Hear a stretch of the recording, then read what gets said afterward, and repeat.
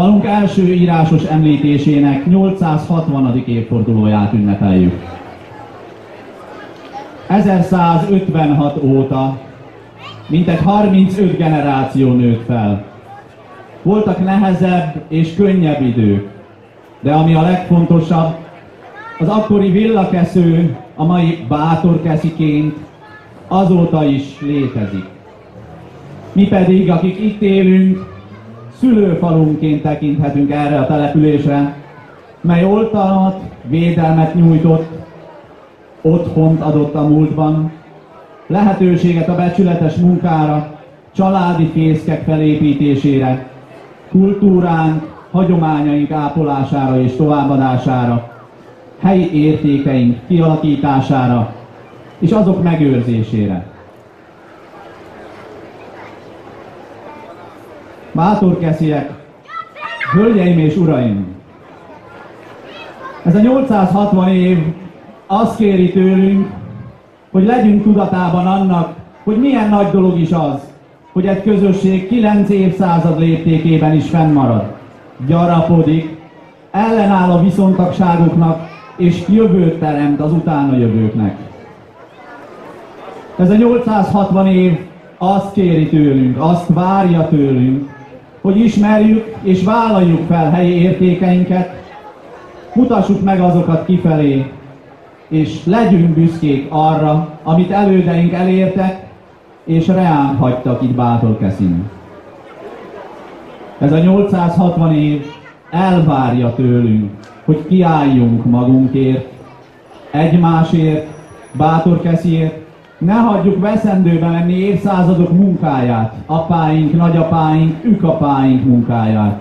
Ne engedjünk azokból a társadalmi normákból, amelyek évszázadokig sikeresen vitték előre falunkat.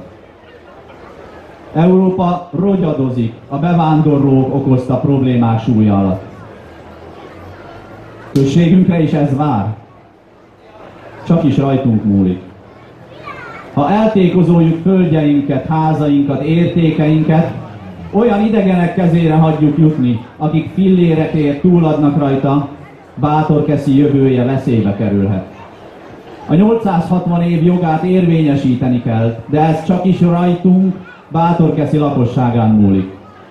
Gyermekeink, unokáink érdekében össze kell fognunk, össze kell zárnunk, hogy a drasztikusan változó világ káros mellékhatásait legalább részben enyhíthessük.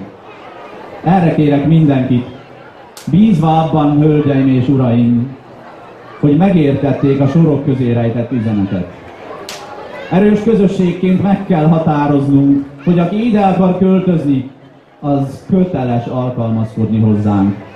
Hozzánk, hagyományainkhoz, szabályainkhoz, másként nincs keresnivalója Bátorkeszin.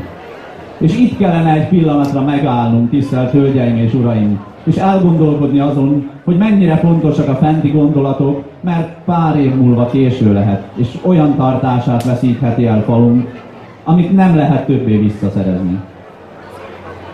Én őszintén bízom benne, hogy nem így lesz.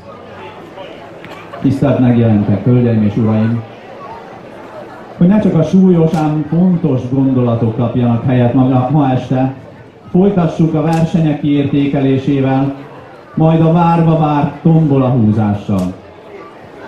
Bízom benne, hogy a 2 nap gazdag programjában mindenki megtalálja a neki tetszőt, és a mindennapi gondokat egy kissé félretéve egy kellemes hétvégét tölthetünk együtt. Utolsó gondolatként szeretnék köszönetet mondani mindenkinek, aki bármilyen módon hozzájárult az idei falunapi rendezvények megszervezéséhez. Egyre többen vagyunk, egyre erősebb közösségi erőnk van. Köszönöm a figyelmet, jó szórakozást kívánok az est további részéhez mindenkinek.